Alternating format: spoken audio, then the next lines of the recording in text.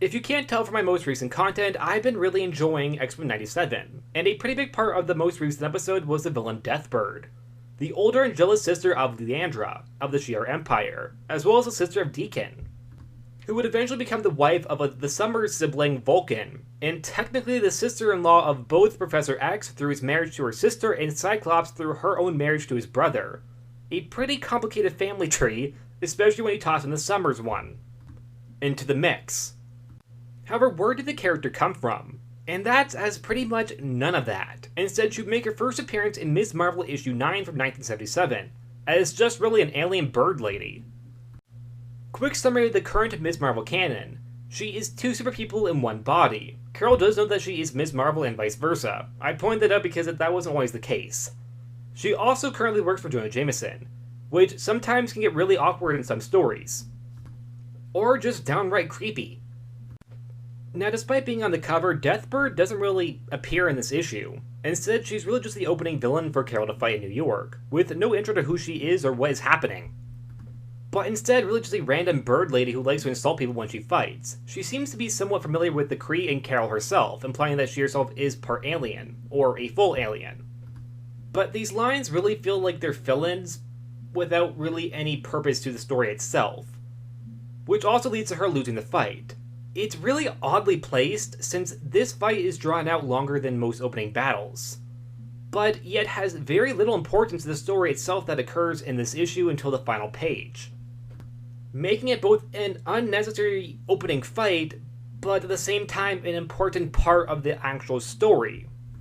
Although I will admit, the fight itself is pretty dynamic and is a lot of fun. It's just cool to see two flying characters beat it up in the middle of the air over New York City. And by beat it up, I mean fight.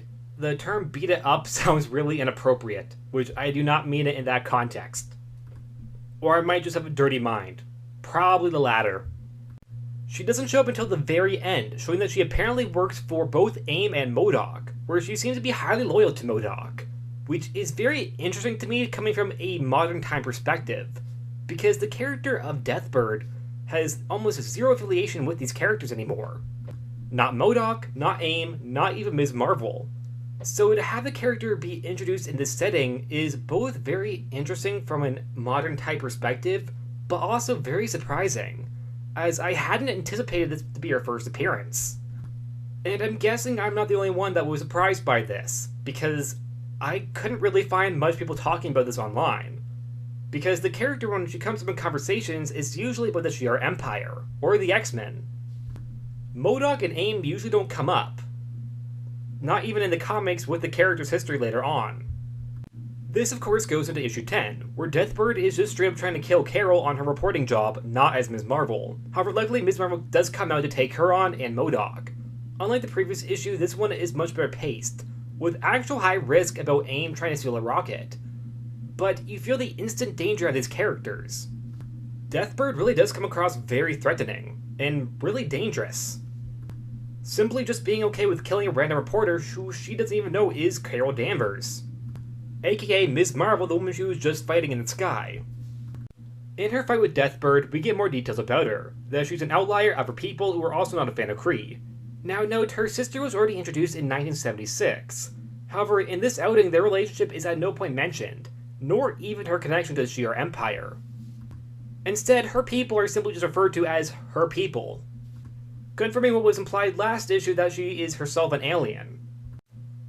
Deathbird seemingly dies at the end of the issue, or at the very least, Carol or Ms. Marvel thinks she does when she punches her into the fire of the rocket, which is pretty excessive. You didn't need to kill her, Carol, or Ms. Marvel.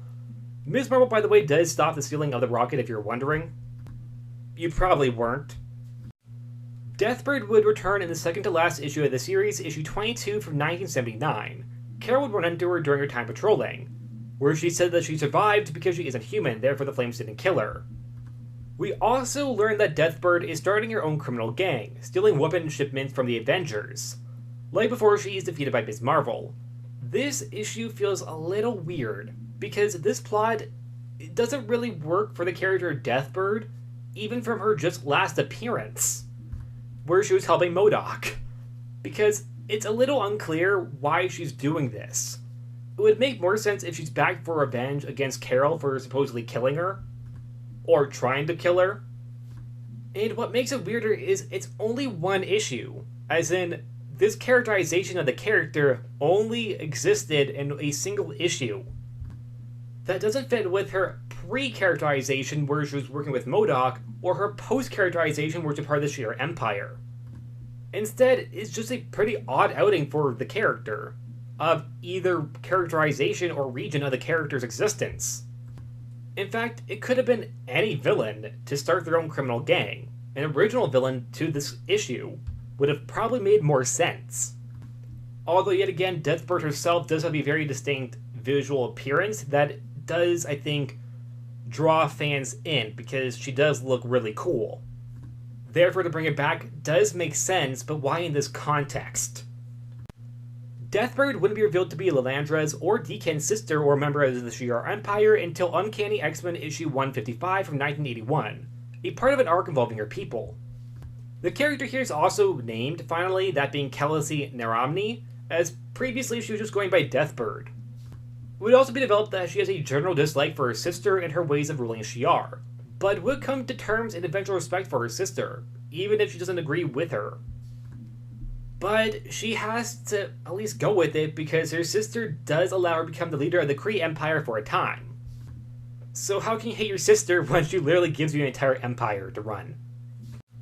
The character will become the biggest she ever would be in the 90s X comics, where the character was used a lot, both as a villain but also more or less as an anti-hero. She would make occasional deal with heroes, but it would be under the deal that she would get something out of it, as well as just having overall respect for many different X-Men. She would even spark a romance with X-Men Bishop in an alternate timeline, in Bishop the Last X-Men from 1999. This would be based on her attraction to his fearless courage. And while it didn't exactly work out, the two characters did have a pretty cool romance, as well as showing that the character Deathbird isn't exactly a monster. Yes, she makes bad choices, but she isn't a bad person necessarily, or bad person, bird person. She would also have a daughter in the 90s named Deathcry, who was a very controversial character for the fact that she imitates childlike behavior, but also is sexualized in many different contexts. Down to even trying to bang the Vision and joining the Avengers, where the characters would make inappropriate comments about her, due to how the character dresses. But it's also mentioned that the character is a child. Even if she physically is older, she's a child, and very much acts that way. This entire storyline, in my opinion, is just straight up horrible to simply glorify and taint the characters of the Avengers in such a negative and disgusting light. Especially the Vision, who she herself has a crush on, and he doesn't seem to be against the idea, even though that she's a child. Sorry, I'll stop ranting, I just really dislike that storyline for many, many reasons.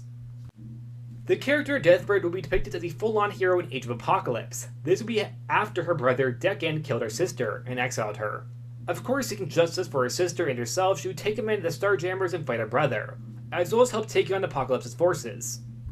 It's actually pretty cool to see a heroic version of the character, not an anti-hero, but a full-on hero, as I think it shows the potential the character could have if she decided to do the right thing. She's not going to, but she could if she really wanted to. Even if it did take her sister to die to push her over the edge to become an actual hero. In more modern comics, the character has been primarily turned into guest appearances or cameos. However, she would marry Vulcan, the third Summer's brother, and they would briefly rule over the Shi'ar Empire, although their reign will be temporary. Vulcan would also briefly appear in 97, a part of the Imperial Guard, where we see them fighting the Kree with Deathbird. It's unclear if there's a relationship between Deathbird and Vulcan in the show itself. However, if there was, that would mean Deathbird is actually a hypocrite, because Vulcan himself is also a mutant who she claims are not worthy of being married to royal members of the Shi'ar Empire. Although, to be fair, I'm not entirely sure if Vulcan knows that he's a mutant or not in this canon. In fact, I'm pretty sure he doesn't. Or at the very least, I don't think the Shi'ar Empire does.